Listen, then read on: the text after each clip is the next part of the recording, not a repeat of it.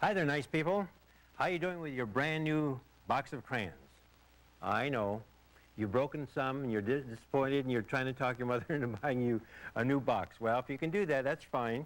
But I'll tell you what, Mr. Mihuta usually comes to class with a shoebox full of broken crayons that people want to throw away, because probably 9 out of 10 lessons can be done with the crayons broken at various lengths and the paper removed.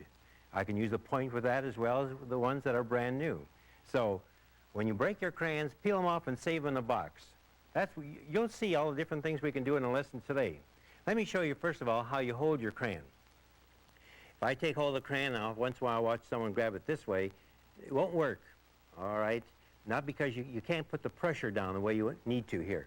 So what I need to have you do when you do this is get it between your 2 fingers and your thumb like this, and then make your line this way or this way. Now you watch all the things I can do by doing that. I'll put my crayon down on a piece of paper, straight up and down, right on its side, get a hold of it, and pull it down, and who says I can't make a straight line? All right? Now, depending on the size of your crayon, if I put my crayon sideways here, again, thumb in the middle, and pull down the paper, there you can see the wide line.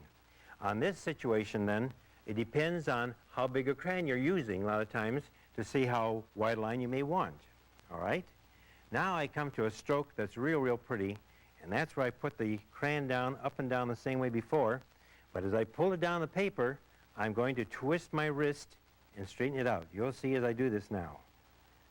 Press heavily. And by the way, in case when it comes time to do this for you, you may want to stand up so you can press a little harder. See that twist? And straighten it out. Look at that beautiful stroke. Stem, here's a post, here's a leaf. Maybe it's even a real fancy airplane.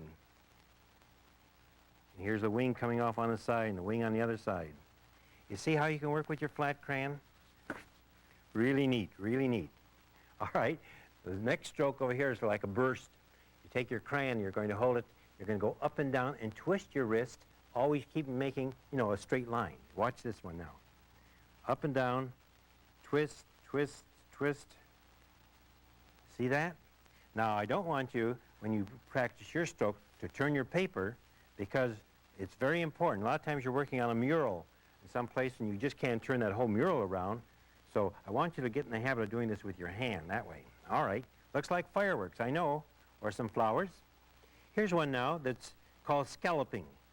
I go up skinny, pull along sideways this way. Oops, I just broke my crayon in half as I'm holding now, really squeezing onto it. Okay. Then you see that's a scalloping. I keep going all the way around. Yes, it does look like a heart.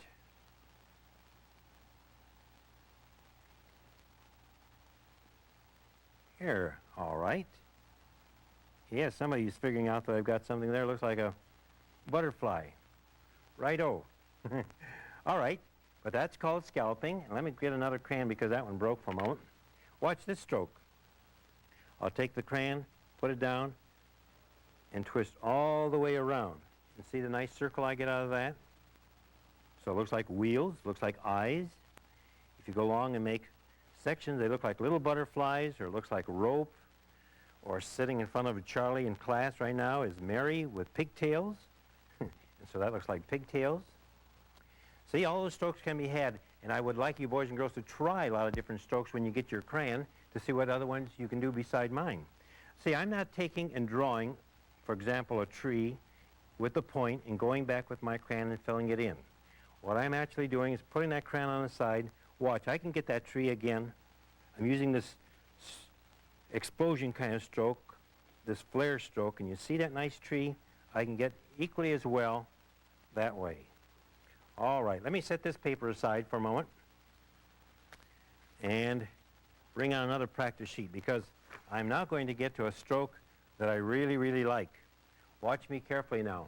Before, I had my crayon and I held it between the 2 fingers with my thumb in the middle. This stroke, I would want you to slip so your thumb is very close to one edge. All right, because now as I work, I'm going to be placing more pressure there, and I come up with something we call natural shading. Watch as I do this. Put the crayon down, put my thumb closer to one edge and pull it down, and look at that. See how dark it is on one side and how it just fades away on the other? Here we go. Put my thumb on this edge. Pull it down. Look at that natural shading.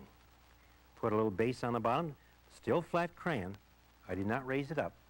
I think what I'll do just for a moment, I'll take the point of it and draw the top so you can see that maybe I've made a glass.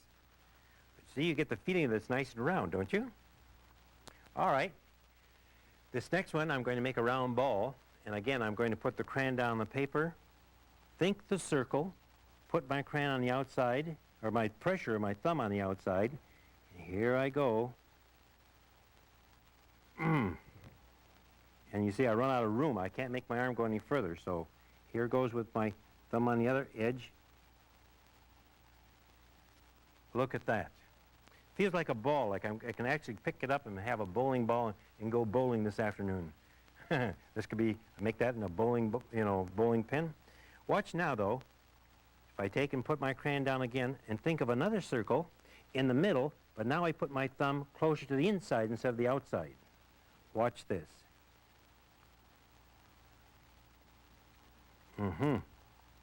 Ooh, isn't that neat? Neato. Look at that. I've got a donut. This is the highlight, and it looks like it's round. There's a shadow in here and a shadow here. Glass of milk and a donut. Boy, is that neat. That's a stroke I would want you to practice any time. Now, there's a lot of different things you could make with that. I put my thumb on the outside over here like this, and look at this. If I'm making a spaceship or something, natural shading. See the form of it? Windows on the side. Maybe this could be a jet airplane with wings going back. I get my tail up here, you see? Any number of different things that can be done with that particular stroke. Side flat crayon. Using your crayon right on the side can give you a lot of pictures. All right, now let's say that I go ahead and start to do my regular picture I want to do. Going to do a bowl of fruit, but you could choose any picture you may want to do. And if you'd like to, as you get started, you may use a pencil, but use it very lightly, all right, so you don't see the marks. Actually, when I make it, you probably won't even see my marks. I'll get the large bowl of fruit here and get the shape of it. The only thing I worry about sometime with you working with your pencil, first of all, you think that when you start to work with your crayons, if you go off the line, you made a mistake. And I don't want you to worry about that. All right, here I go. Put my crayon down on the paper, pressure on the outside part, press down. See how that looks? Yes, I know that when you do it, if you wish, you may stand up so you can press a little heavier with your crayons. All right, there it is. I'm not going to do anything with the top for just a moment because I am going to show you some technique called overlapping. All right, there's a little stand here. All right, I think right now I'd like to put a pineapple in here. I think of the pineapple as sitting in the bottom of the bowl. As I do, I'll start it down here, but I won't press. But when I get to the top part, then I'll start to press and get my pineapple. Yes, you see, I didn't draw this first. No, I did the bowl to get myself started. You feel that that's right down inside the bowl? All right. And now some leaves. Here I go with some light green. Here's some leaves coming up over here. And then they branch off to the side. Come down. All with the side of the crayon.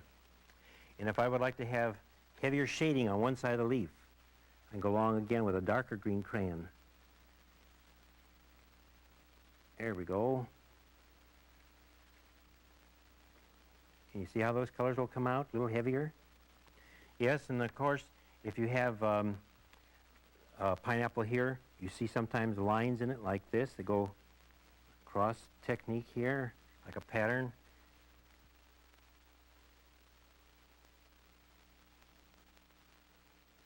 I can do some more shading on that. There might be, oh, let's see, a banana down in here. And I'll come to this edge. Put it inside the bowl. Press heavily there. Make your banana wider. There we go. And I'll use a darker color crayon maybe just to give it some shadow. Here's some orange on here. and maybe a little bit of brown for this top part. Use the crayon on the side to make those lines in here. How about an apple? This time, watch now. The bowl overlaps banana in here, but I'll take this time and do my apple as I do it.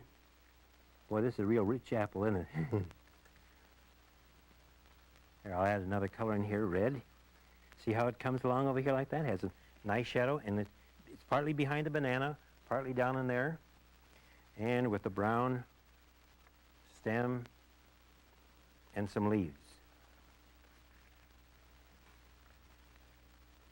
I'm putting my thumb on the outside edge as I go along, and it gives me some natural shading. Righto. Behind here also is an orange. I can only see part of it. See how I get what we call overlap? All right, let's see. Because I have the bowl like this, I'm going to come along here now and make some grapes or cherries overhanging the bowl. I know as you go along and do this, you'll say, oh, mine aren't turning out to be exactly round or something like that. It takes a little bit of practice. See, there's some over here on this side. And you can go along and take, let's see if I can find a violet color here, a little deeper color. And I can put some additional shadow here. There we go, a little, the blue I'm using blends with the red and kind of gives it a little bit of shadow. Also, maybe this blue would be real good for some plums. I like plums. And here's some plums in here. See, I have the overlap. There, you see how that's going? You can build your fruit bowl the way you want to go along. Now I go back with my dark brown. I'll turn my paper a little bit so I can go here and press along the top line.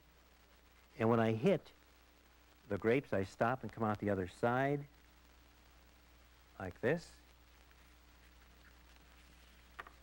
Last of all, I want to go back, give it so appearance that it's on a table. So I give a kind of tabletop, and watch as they come down with these lines. This gives us a little perspective.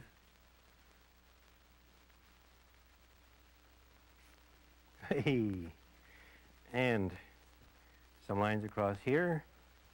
Now you choose your own picture, whatever you may want to do.